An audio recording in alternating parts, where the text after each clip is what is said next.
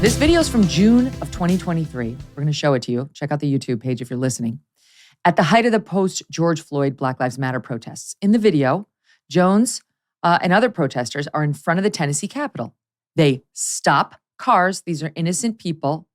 And Jones can be seen tossing a traffic cone into a truck, attempting to hit the driver. Why? Why did he do that? You know what was happening in the summer of 2020? They were stopping people at random, BLM protesters, trying to make you say BLM, Black Lives Matter, or you couldn't finish your meal, or you couldn't continue your drive down the road. We don't know what was happening here. That's just context from the time. Sure, this posed absolutely no danger. Sure. What if that driver had a gun and unleashed it? I mean, many people would have considered it had you been stopped by these guys in the street for no reason at all and assaulted with a traffic cone. This is the left's hero now. Okay? Well, it was weird how I didn't read about that and all the profiles being done about this guy. Jones was then indicted on 2 counts of reckless endangerment for the incident, but you won't be surprised to hear the charges were later dropped, as they were against virtually all BLM protesters, half of whom are now getting payouts of their own for the allegedly overzealous response by the cops who tried to keep order. Joining me now, Andrew Klavan, screenwriter, best-selling author, and host of the Andrew Klavan Show. Andrew, great to have you back. So that's the hero. That's Megyn. The new hero of the left, right? Representative Jones. Heck of a job. I'm so confused. You know, I thought that when you stormed into a Capitol building, it was the worst thing that could possibly happen since the Civil War. I thought it was a reason to put people in prison without trial, to hunt them down and make sure you had their cell phone numbers. Here, we got them. We actually have them in our clutches and expelled them from their offices as they deserved, and now they're heroes. I don't understand. I mean, next, I assume that the press is now going to make the QAnon shaman with his horns is going to be their next hero, since he did virtually the same thing. Every story now almost is both the story and the way the press covers the story. And beyond that, also not just the way the press covers the story, the way the corporations react to the story. You know, this is one of the most terrible tales actually in a long time. This begins with a shooting in a Christian school where 3 9-year-old children were killed. And the first thing the White House says is, you know, our hearts must go out to the trans community because the killer was identified as transsexual. And so right away, the lives of these 3 children and 3 adult Christian teachers or staff at this school were kind of eliminated. They were just kind of thrown out of the story to make this about protecting transgender people because the shooter, the killer, was transgender. So immediately we get to see that the values here are skewed. Then, of course, like every shooting that can't be attributed to the right, if it's not a right-winger doing the shooting, then the issue is guns. If it's a right-winger doing the shooting, then the issue is conservatism and how evil it is and how it leads to violence. But if it's a left-winger, transgender person, a gay person, a Muslim person, then the issue is always guns. And unfortunately, we on the right are never smart enough to remind people why we have gun rights in the first place, because, you know, there is logic to the idea that if you banned all guns, if you gave the state a monopoly on violence, the violence among the people would become less. I think that's probably true. But we have guns here because we're a federalist country that believes in the freedom of the people, and those guns are there to ensure that freedom remains in place. So we're never making the right argument. So these guys then violate every rule of Robert's Rules of Order to disrupt the making of laws, to push an anti-gun program, which, as you say, is against our Constitution. And now they're the heroes for some reason beyond me. And it's all about this corporate entity now that is both the deep state and the press and the corporations who own the press, basically trying to win power over the ordinary American human being, which is what this country was built for him and for her. It was built for us to be the sovereigns over these people. And yet they don't like it. They've never liked it. And they have been trying for 100 years to get that power back. And now they have consolidated the academy, the media, the deep state, and the corporations and the business world in a united attack against the rights of individual Americans, which are, in the end, defended by guns.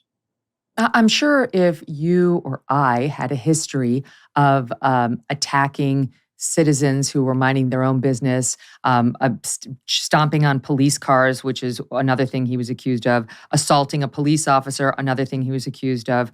I could go down the list: trespassing, assault, resisting arrest, disrupting meetings, disorderly conduct, criminal trespass, obstructive of a passageway, aggravated litter. I could keep going.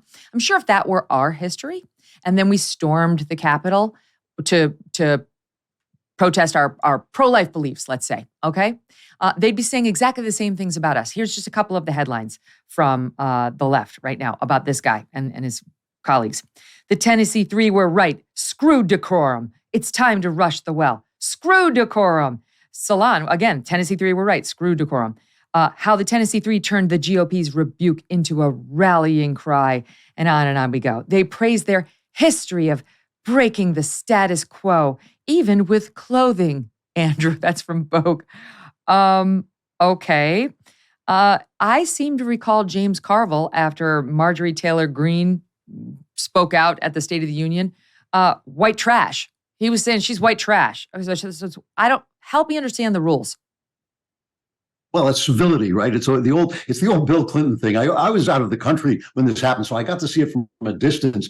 You know, they call us male chauvinist pigs, they call us racist, they call us sexist, they call us everything. But the minute anybody like Rush Limbaugh, for instance, strikes back, suddenly where's the civility? What's happened to civility in American life? And so it really is, it is a question of who is in the right. They believe that they are so in the right that all the rule breaking, all the cheating, all the lying is justified because their righteousness is so deep and so great, and it runs through every cell in their bodies, that the things that they are fighting for can be defended by any means necessary, as they in fact, a term they in fact use. Anything we do is wrong. If we raise our voices, it's wrong. If we snap back, it's wrong. If we storm the Capitol, it's terribly, terribly wrong. And we on our side actually have a different way of looking at things, which is, yes, it might be wrong to storm the Capitol. Even if your values are right, there are things that it is wrong to do. It's wrong to curse at people. It's wrong to take a traffic cone and smash it through the window of a car. If a right-winger did that, not only would the left gang up on him, but right-wingers would gang up on him. Conservatives would say, yes, that is not how we proceed here. So we have a very different way. It goes right down to the core of our philosophy, which is basically that people are not all that good. All people are hungry for power. They're envious. They're mean. They're dishonest. All of them. And they have to be controlled by systems that are put in place to preserve their freedoms, but also to preserve the decorum and the way we go forward in our political lives. The left believes its cause is so righteous that all those forms can be set aside. Take a look at what happened to Clarence Thomas this week. Absolute baloney story about a friend of his who takes him on occasional vacations, which was completely within the realm of the ethics rules of the Supreme Court. Suddenly now, they're calling for Clarence Thomas to resign. It has nothing to do with anything Clarence Thomas does. He did exactly 0% wrong. What he did was 0% wrong, and yet they're saying he should resign, and he's a Nazi because this guy has memorabilia from both the Nazis and the communists. His friend has this memorabilia. They will fight in any way they can. They literally have turned themselves into thugs because of their conviction that they are righteous. Experts say that China is hoarding a massive amount of food, that they will soon have over 2/3 of the globe's corn reserves, over half of its rice, and half of its wheat. But when asked about it, China misleads. One China expert says they, of course, would never admit to something like that. Well, what does China know that we do not? Why are they doing this? When it comes to global food shortages, China is, they say, the canary in the coal mine. You see, China is the world's #1 food importer. They rely on the rest of the world to keep their people fed, so they can't afford to mess this up or there will be riots, civil panic, or worse. That's why it's a smart idea to stock up on a kit of the best-selling 4 Patriots survival food. Create your own stockpile of the best-selling 4 Patriots survival food kits. Hand-packed in the USA, the kits are compact and stack easily. They have different delicious breakfasts, lunches, and dinners, and their 5-star reviews on the website rave about the flavor and the taste. Right now, you can get 10% off your first purchase of 4, the numeral 4 Patriots survival food by typing in the code MK at checkout.